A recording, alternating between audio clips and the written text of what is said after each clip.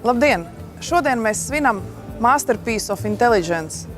Jaunās Mercedes-Benz leģendārās E-klases ienākšanu Latvijas un Eiropas tirgū.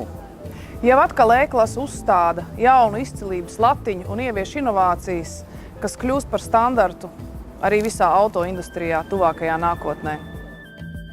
Iespaidi ir lieliski, jo mašīna ir manā skatījumā uztaisīta perfekti. Galvenais iemesls, kādēļ es izvēlējos, tas ir, ka ir saglabāta auto elegance un ir ļoti daudz jaunās tehnoloģijas. Kas no tehnoloģijām man interesēja, tas ir jaunā autopilota iespēja, jo līdz šim man bija uzskats, ka mašīnai jābūt klasiskai, manuālai, bet tagad gribās pamēģināt kaut ko jaunu.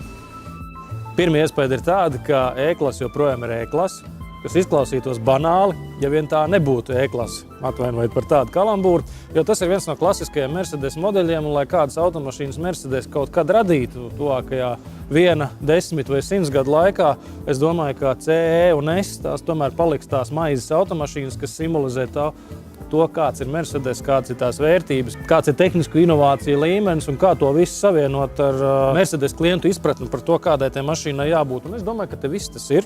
Gaitas, stūrēšana, vietas piedāvājums un arī inovācijas, kas ir samērīgas, jo, ja cilvēkam ļoti patīk modernā tehnika, tad viņš var izvēlēties automobili, kurā tur ir planšetes un viss pārējais, un faktiski nav neviena analogā rādītāja, un ja viņam patīk E-klase kā E-klases standartā, tad viņam paliek vienkāršākā versija. Es domāju, ka E-klase ieņems savu pienākošos vietu, un mēs to noteikti arī pamanīsim ielās.